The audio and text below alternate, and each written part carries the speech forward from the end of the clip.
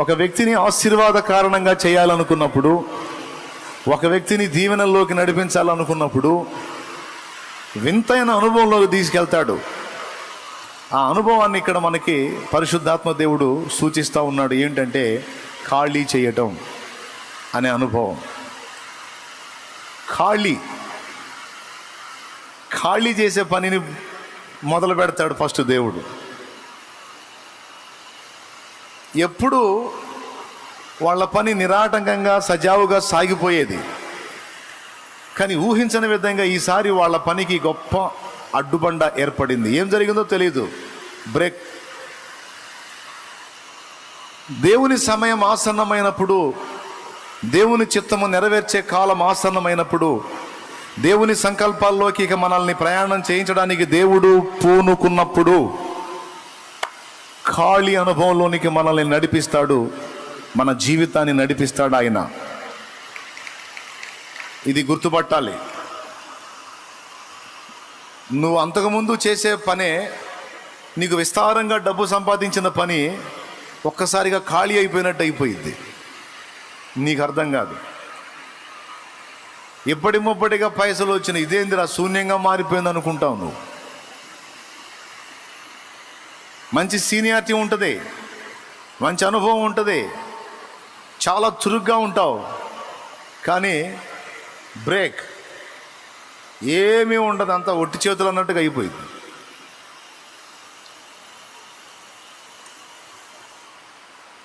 నువ్వు చేసేటువంటి పనే రెగ్యులర్గా నువ్వు చేసేదే. దానిలో ఎలా లాభం తీయాలో నీకు తెలుసు, దాన్ని ఎలాగా నువ్వు డెవలప్ చేయాలో నీకు తెలుసు. ఇంకా చెప్పాలంటే నీ ఫీల్డ్కు సంబంధించి లేదా నీ పనితనపు జ్ఞానానికి సంబంధించి ఇతరులకు కూడా సలహాలు ఇవ్వగలిగేంత స్థాయి. చిత్రం ఏంటంటే నీకే ఏం అర్థం కాని అయోమయంలో పడ్డట్టు అయిపోయింది పరిస్థితి. ఖాళీ. జీవితంలో ఏ ఏ విషయాల్లో ఖాళీలు చేస్తాడో చూడండి ఆయన. బ్రతుకు తెరువు విషయంలో ఖాళీ. కొంతమంది పట్ల స్పెషల్గా ప్లాన్ ఉంటుంది ఆయనకి. మనమేం ప్రార్థన చేస్తుంటాం, నా వ్యాపారాన్ని దీవించు, నా ఉద్యోగాన్ని దీవించు, నా పనులను దీవించు, నా సంపాదనను దీవించు, నన్ను అలా దీవించు, నన్ను ఇలా దీవించు అని మనం ఎగబడి ప్రార్థన చేస్తుంటాం. మనం చేసే కొద్దీ, ప్రార్థన చేసే కొద్దీ శూన్యం మిగులుతుంటుంది. ఎందుకంటే నిజంగా నిన్ను ఆర్థికంగా దీవించి నీ ద్వారా ఆర్థిక పరంగా పరిచర్య చేయించుకోవాలని ఆయన అనుకుంటే తప్పకుండా అందులో నీకు అభివృద్ధిని చూపిస్తాడు, ప్రార్థనకు జవాబిస్తాడు ఆయన. ఇప్పుడు ఉదాహరణకి ఎస్తేరు పట్ల ప్లాన్ ఉంది. ఎస్తేరు ఒక యూదునికి భార్య అయి ఏదో యూదా జనాంగంలో ఒక స్త్రీగా జీవించడం ఆమె పట్ల దేవుని ఉద్దేశం కాదు. ఒక అన్యుడికి భార్య కావాలి. ఈమె ఇశ్రాయేలీయురాలు, కానీ ఒక అన్యుడికి భార్య కావాలి. ఈమె వెళ్ళి అన్యరాజు దగ్గర రాణి కావాలి. ప్లాన్ అది. తన జనాంగములో నుండి ప్రత్యేకపరిచి తీసుకెళ్ళి అన్యజనుల మధ్యలో పెట్టాడు. ఆ అంతఃపురంలో ఒక యూదుడు ఉండడు, ఒక యూదురాలు ఉండదు. రాజు దగ్గర నుంచి అక్కడున్న దాసదాసి జనాంగం మొత్తం అన్యులే. తన జాతి జనాంగం ఎవరు లేరు అక్కడ. బహుశా ఎస్తేరు అనుకోని ఉండొచ్చు, దేవా నన్ను అక్కడి నుంచి నా జనాంగం మధ్యలో నుండి తీసుకొచ్చి ఇక్కడేసావేంటి తండ్రి, నా వాళ్ళందరి నుంచి నన్ను ఎందుకు వేరు చేశావు, నా వారిని నాకు దూరం చేసి బంధు ప్రేమ విషయములో, ఆత్మీయుల ప్రేమ విషయములో, స్నేహితుల ప్రేమ విషయంలో నన్ను ఎందుకు ఖాళీ చేశావు?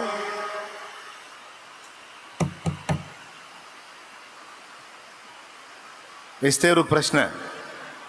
దానికి దేవుని సమాధానం మౌనం. పనుందిలే. కొన్ని సంవత్సరాలు నువ్వు బంధువుల మధ్య ఉన్నావు, బంధు ప్రేమను పొందావు, స్నేహితుల మధ్య ఉన్నావు, స్నేహితుల ప్రేమ పొందావు, ఆత్మీయుల మధ్య ఉన్న వారి అనుబంధాన్ని అనుభవించావు. అయిపోయింది. ఇప్పుడు అక్కడి నుంచి నిన్ను ప్రత్యేకపరిచి, నిన్ను స్పెషల్గా దీవించి, నీ ద్వారా వారందరికీ కలగబోయే ప్రమాదము నుండి వారిని నేను కాపాడాలనుకుంటున్నాను. నువ్వు ఎవరైతే ఆత్మీయులు అన్నావో, ఎవరైతే బంధుజనావాళ్ళు అన్నావో, ఎవరైతే సన్నిహితులు అన్నావో, స్నేహితులు అన్నావో, వాళ్ళందరికీ ఒక పెద్ద ముప్పు రాబోతుంది, ఒక పెద్ద గండం రాబోతుంది. ముకుమ్మడిగా ఒక్కసారి వాళ్ళందరికీ మరణము తటస్థించబోతుంది. గనుక వారందరూ బ్రతుకున్నట్లు వారందరి క్షేమాన్ని కోరి నిన్ను వారి నుండి ఎడం చేసి కొంచెం నీకు దుఃఖాన్ని, బాధని, ఆవేదనని నేను కలిగించాను. తప్పదు నా కుమారి, అన్నీ దొరికే ఆ ప్రదేశంలో ఉండి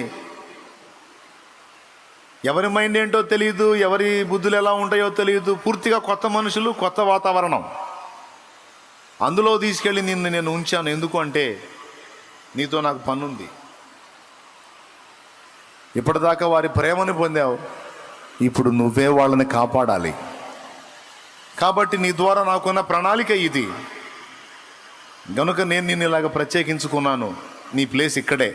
నువ్వు రాణివి కావాలి. ఈ ప్రభుత్వంలో రాజు తర్వాత ప్రభుత్వాన్ని చలాయించేటువంటి శక్తి, అధికారం నేను నీకే ఇవ్వాలి. నీ విషయంలో నా ఏర్పాటు అది, నా ప్లాన్ అది, నా ప్రణాళిక అది. చూడండి ఏమేమి ఖాళీ చేస్తాడో. నిన్ను దేవుడు స్పెషల్గా రెడీ చేయాలి అనుకుంటే,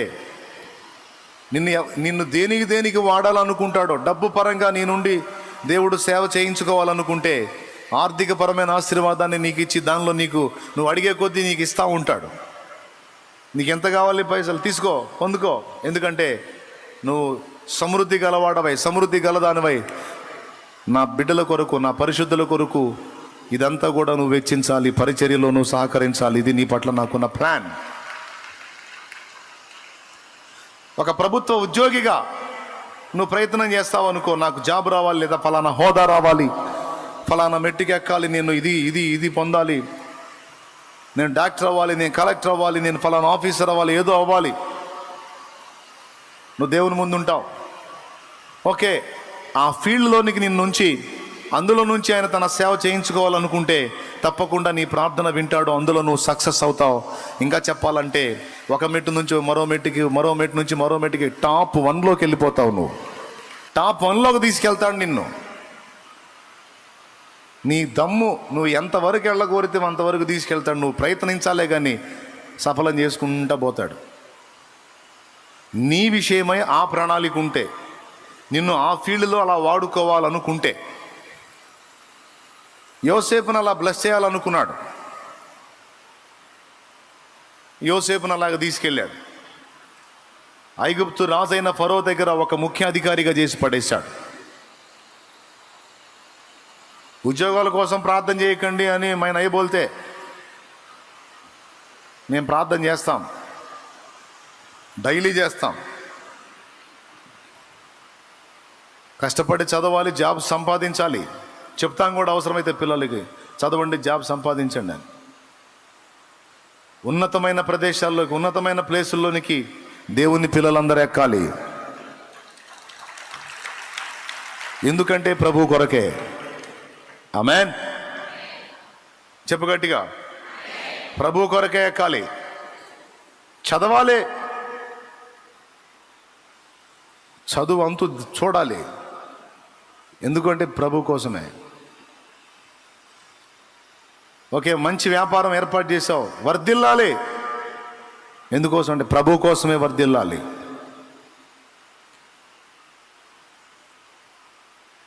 ఒక కంపెనీ స్థాపించావు, వర్ధిల్లాలి.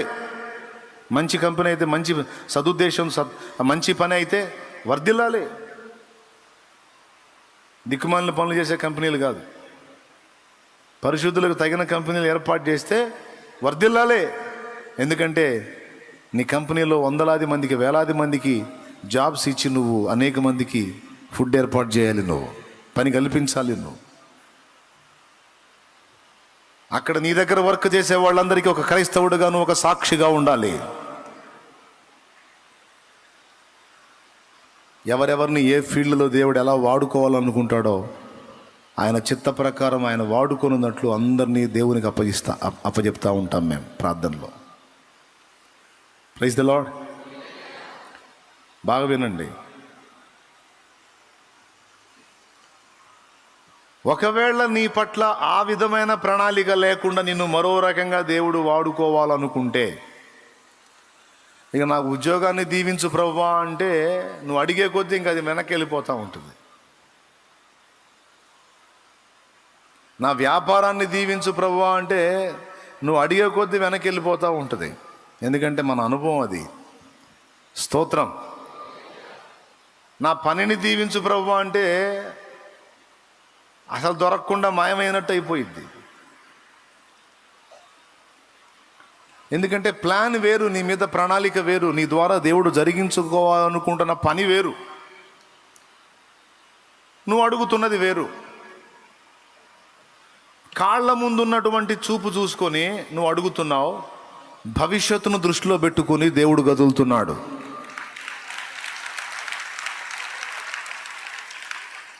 ఈ అడుగు నుంచి నెక్స్ట్ అడుగే నువ్వు చూసుకుంటున్నావు, కానీ సంవత్సరాల తర్వాతి పరిస్థితులను ముందుగానే అంచనా వేసి నిన్ను రెడీ చేసుకుంటున్నాడు దేవుడు.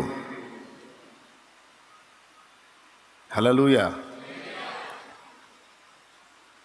మనం అనుకుంటాం నా రోజులన్నీ వేస్ట్ అయిపోతున్నాయి, నా టైం అంతా వేస్ట్ అయిపోతుంది, నా జ్ఞానం అంతా వేస్ట్ అయిపోతుంది, నా నాలెడ్జ్ అంతా వేస్ట్ అయిపోతుంది, నా లైఫ్ అంతా వేస్ట్ అయిపోతుంది అని కొంతమందికి ఇన్నర్ ఫీలింగ్. హల్లెలూయా. ఏమి కాదు, ఏమి కాదు.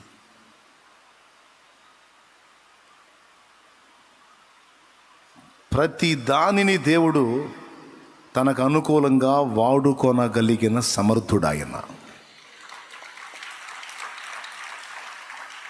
నీ గెలుపుని ఆయన అనుకూలంగా వాడుకుంటాడు, నీ ఓటమిని కూడా ఆయన తనకు అనుకూలంగా వాడుకుంటాడు. నీవు సమృద్ధిగా పని చేసిన దాన్ని ఆయన వాడుకుంటాడు, నువ్వు ఖాళీగా ఉన్నదాన్ని కూడా ఆయన తన పని కొరకు, తన కొరకు వాడుకుంటాడు. దేవునికి స్తోత్రం కలుగును గాక, నిరంతరం కలుగును గాక. Amen, amen. అది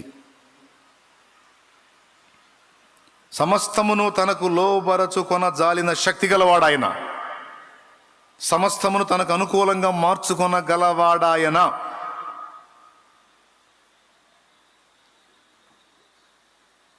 ఇది అర్థం చేసుకుంటే సూపర్గా ఉంటుంది. కానీ కొన్నిసార్లు మనకు అర్థం కాక గజిబిజి గందరగోళం అయిపోతూ ఉంటాం. మళ్ళీ చెప్తున్నా, కాళ్ళ ముందు చూపే నువ్వు చూస్తావు, చాలా లాంగ్ సుదీర్ఘకాలం ఆలోచన దేవుడు చేస్తాడు, దేవుడు చూస్తాడు. ఈరోజు నువ్వు అనుభవిస్తున్న అనుభవాలన్నీ, ఈరోజు నువ్వు వినియోగిస్తున్న సమయం అంతా, ఈరోజు వట్టిగా అయిపోతుందన్న కాలమంతా ఎంత మాత్రం అలా కాదు. కొన్ని అనుభవాలకి, కొన్ని పాఠాలకి, భవిష్యత్తులో ఈజీగా చెప్తానండి,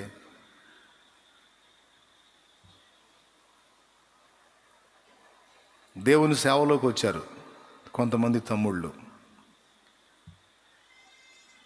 సేవ అందుబాటులోకి రాలా. తడవకు నా దగ్గరకు ఒకడు వస్తాడు, తడవకు ఒకడు వస్తుంటాడు. అన్నా, నన్ను నిజంగా దేవుడు పిలిచాడా? పిలిస్తే మరి సేవ ఏదన్నా, ఆత్మలేయన్నా, ఏదన్నా పరిచర్య ఏదన్నా అనుకుంటూ వస్తాడు. నిజమే కదా, ఇతను నిజంగా దేవుడు పిలిస్తే పరిచర్య అప్పచెప్తాడు కదా అనిపిస్తుంది. నాకు అనిపించదు. ఇప్పుడు నీ ఫీలింగ్ ఏంది తమ్ముడు అంటాను నేను. కాదన్నా, సేవకు వచ్చాను కదా, ఖాళీగా ఉంటున్నాను కదా, బాధగా ఉంది. అప్పుడు నేను కూల్గా చదువు, ఒరే పిచ్చోడా, ఈ ఖాళీ సమయం నీకు దేవుడు ఎందుకు ఇచ్చాడు అనుకుంటున్నావు?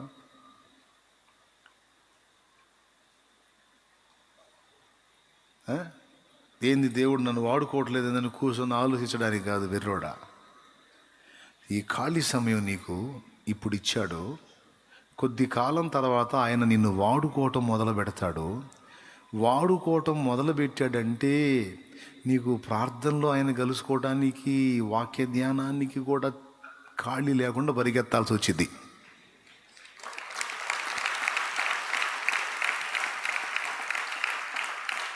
ఇక నువ్వు ఖాళీ ఉండవు. ఈరోజు ఇక్కడ, రేపు ఇంకో చోట, తర్వాత ఇంకో చోట తిరుగుతూనే ఉంటావు. ఈ ఖాళీ ఎందుకు ఇచ్చాడంటే ఖాళీ టైముని ఆయనకు సంబంధించిన సరుకంతా నింపుకోవటానికి. శుభ్రంగా తిని కాసేపు నిద్రపోయి కూర్చొని అసలు ఏంది నన్నేంది దేవుడు అసలు ఏం వాడట్లా అనుకోమని కాదు. చదవరా నాయన, ఇప్పుడు చదువు, తిను ఈ గంట ఏ గంటని పోనీయొద్దు, తినో. రాత్రి పగలు దేవుని వాక్యాన్ని సమృద్ధిగా భుజించమని నీకు ఖాళీ టైం ఇచ్చాడు. రాత్రి పగలు గ్యాప్ లేకుండా ఆయనతో మాట్లాడుకో, ఆయనతో నడు, ఆయనతో వ్యవహరించు, ఆయనను కలుసుకోమని నీకు గ్యాప్ ఇచ్చాడు, ఎంటీ టైం ఇచ్చాడు, ఖాళీ సమయం. తెలివి తక్కువ వాళ్ళు దీన్ని వేస్ట్ చేసుకుంటారు. వివేకవంతులు ఈ గ్యాప్ నాకు ఎందుకు ఇచ్చాడని అర్థం చేసుకుని ఆ గ్యాప్ని దేంతో ఫిల్ చేయాలో అలా ఫిల్ చేసుకుంటారు. సోదరులేమో ఆలోచించుకుంటూ టైం గడిపేస్తారు. మిమ్మల్ని సోదరులు అన్నాను అనుకోవద్దు. మరిది అంతే కదా, ఆలోచించుకుంటా దిగులు పడుకుంటా కూర్చుంటే ఇంకా అది సోది వ్యవహారమే. కాబట్టి తెలియదు కాబట్టి నేను ఇప్పుడు మిమ్మల్ని సోదరులు అనలే, ఇప్పుడు చెప్తున్నాను కాబట్టి ఇక జాగ్రత్త పడండి. నిన్ను పిలిచిన దేవుడు పిలిచి మర్చిపోయాడు అనుకోవద్దు. నువ్వు నిన్ను జాబుకి పిలిచిన దేవుడు, తన పనిలో ఒక పనిముట్టుగా నిన్ను పిలిచిన దేవుడు నిన్ను మరిచిపోయాడు అనుకోవద్దు. నువ్వు పిలిచి ఆయన మౌనంగా ఉన్నాడంటే అర్థం ఏంటంటే సిద్ధపడు నాయనా అని. అంటే ఎలా సిద్ధపడాలి దేవా అంటే చదువు నా గ్రంథాన్ని. ఇది నా అనుభవంలో చెప్తున్నా. కొన్ని సంవత్సరాలు నేను దేవుని సేవలోనికి రాక మునుపు, వచ్చిన తర్వాత కొన్ని సంవత్సరాలు రకరకాలుగా దేవుని వాక్యం పదే పదే పుష్కలంగా నాకు అందుబాటులోకి వచ్చేటట్టు చేశాడు దేవుడు.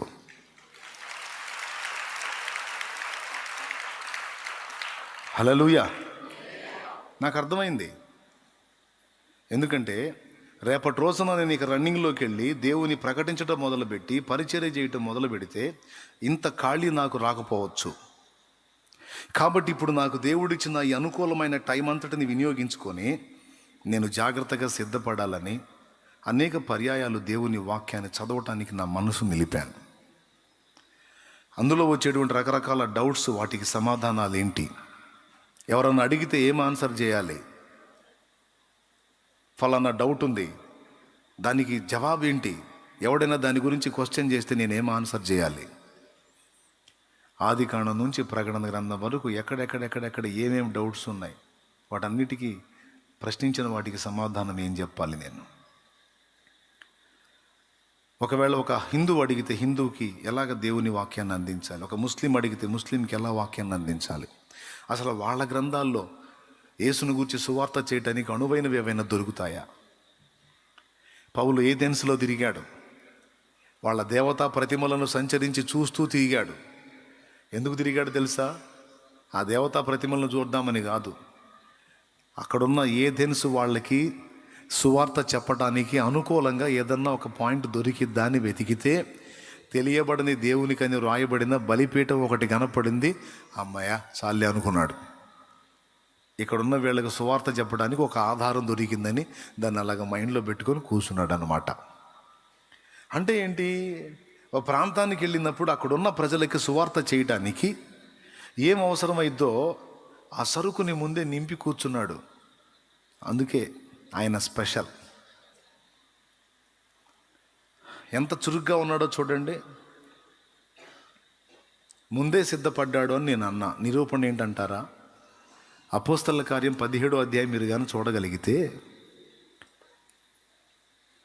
ఏథెన్సు పట్టణము బహు విగ్రహములతో నిండి ఉండుట పౌలు చూచినప్పుడు అతని ఆత్మ పరితాపము పట్టలేకపోయాను. అపోస్తలుల కార్యములు 17వ అధ్యాయము. ఈ చదివే వాళ్ళు ఎవరు లేరా? 16వ వచనం. పౌలు ఏథెన్సులో వారి కొరకు కనిపెట్టుకుని ఉండగా ఆ పట్టణము విగ్రహములతో నిండి ఉండుట చూచినందున అతని ఆత్మ పరితాపము పట్టలేకపోయెను. చదువు. కాబట్టి సమాజ మందిరములలో యూదులతోనూ భక్తిపరులైన వారితోనూ ప్రతి దినమున సంత వీధిలో తన్ను కలుసుకుని వారితోనూ తర్కించుచు వచ్చెను. యూదులతో అంటే వాక్యం ఎరిగిన వాళ్ళతోనేమో లేఖనాలను చూపించి, ప్రవచనాలను చూపించి, ఈ పాత నిబంధన ప్రవచనాలు చూపించి, ఈ ప్రవచనాలన్నీ నజరేయుడగు యేసును గూర్చే దేవుడు పలికించాడు అని వాళ్ళతో తర్కించాడు. అవన్నీ క్రీస్తులో నెరవేరినాయి, యేసులో నెరవేరినాయి. కాబట్టి యేసే మనం ఎదురు చూస్తున్న మెస్సియా, క్రీస్తు అని వాళ్ళతో తర్కించాడు. ఎవరితో? పాత నిబంధన లేఖనాలు ఎరిగినటువంటి యూదులతో. ఎక్కడ? సమాజ మందిరములలో. అయితే వాళ్ళేనా? ఎపికూరియులు, స్తోయికులు అనే క్రైస్తవేతరులు ఉన్నారు. అంటే అన్యజనులు. వాక్యం ఎరిగినోడికి, పాత నిబంధన లేఖనాలు ఎరిగినోడికి లేఖనాలు ఎత్తి చెప్పాడు క్రీస్తుని గురించి. ఇప్పుడు లేఖనాలు ఎరగనటువంటి వాళ్ళు ఉన్నారు, వాళ్ళు అన్యజనులు. మరి వాళ్ళకి ఎట్లా చెప్పాలి? సరే, వాళ్ళకు కూడా ఏం చేశాడు తెలుసా? డైరెక్ట్గా చెప్పడానికి ట్రై చేశాడు. చూడు, చదువు. ఎపికూరీలలోను స్తోయికులలోనూ ఉన్న కొందరు జ్ఞానులు అతనితో వాదించిరి. కొందరు ఈ వదరబోతు చెప్పునది ఏమిటని చెప్పుకొనిరి. ఎపికూరియులు అంటే తెలుసండి మీకు? 3 ఉంటుంది అక్కడ. పుట్నోట్లో చూడు. గ్రేకీయులలోని తెగలు అంటే గ్రీకు వాళ్ళు. వీళ్ళు అన్యులా యూదులా? అన్యులే. గ్రేకేయులు అంటే అన్యులు. ఈ అన్యులకు కూడా యేసుక్రీస్తుని గురించి డైరెక్ట్గా చెప్పాడు. చూడండి. అతడు యేసును గూర్చియు పునరుద్ధానమును గూర్చియు ప్రకటించెను గనుక మరికొందరు వీడు అన్య దేవతలను ప్రచురించుచున్నాడని చెప్పుకొనిరి. అద్దుగో, యేసును గురించి, ఆయన పునరుద్ధానాన్ని గురించి చెప్తే, యూదులకు చెప్తేనేమో యూదులు తర్కించారు, మౌనంగా ఉన్నారు. కానీ అన్ని జనుల దగ్గరికి వచ్చి చెబితే వాళ్ళు ఏమన్నారు తెలుసా? అన్య దేవతలు అంటే మనం ఎరగని దేవతలు, ఏదో కొత్త దేవతల గురించి చెబుతున్నాడు అన్నారు. నాకు తెలుసురా మీకు ఇంతే అర్థమైద్దని. డైరెక్ట్గా తీసుకొచ్చి యేసే ప్రభు అని మీకు చెప్పడానికి మీరే యూదులా? ఈజీగా అర్థం చేసుకోవటానికి మీరు అన్యులు, మీకు వాక్యం తెలియదు కాబట్టి నేను ఇప్పుడు మీ రూట్లోనే వస్తానని ఫస్ట్ డైరెక్ట్గా చెబితే వాళ్ళకి అర్థం కాక పౌలుని వదలబోతున్నారు. రెండవది, అన్య దేవతలను ప్రచురము చేయుచున్నాడు. అన్య దేవతలు అంటే పరాయి, మనవి కానివి అని వాళ్ళ అర్థం. చెప్తున్నాడు అని వాళ్ళు అనుకున్నారు. ఒకవేళ వీళ్ళు ఇలా అనుకుంటే వాళ్ళకి ఎలా ఆన్సర్ చేయాలన్న దాన్ని ముందే రెడీ చేసి పెట్టుకున్నాడు సోదరులారా. అది ఇప్పుడు నేను చెప్పేది మీకు.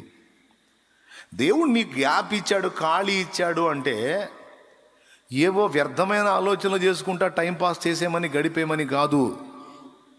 ఎందుకు నీకు గ్యాప్ ఇచ్చాడు అంటే, ఈ గ్యాప్లో నీవు అందరికీ, యూదులకు అన్యులకి పౌలు ఎట్లా రెడీ అయ్యాడో అట్లా దేవుని సంబంధమైన ఉపదేశమును, కార్యములను వివరించుటకు, అందరికీ కూడా నువ్వు సమాధానం చెప్పడానికి కావలసిన సామాగ్రిని సమకూర్చుకున్నట కొరకే కొంతకాలము నీకు ఖాళీ ఇస్తాడు ఆయన.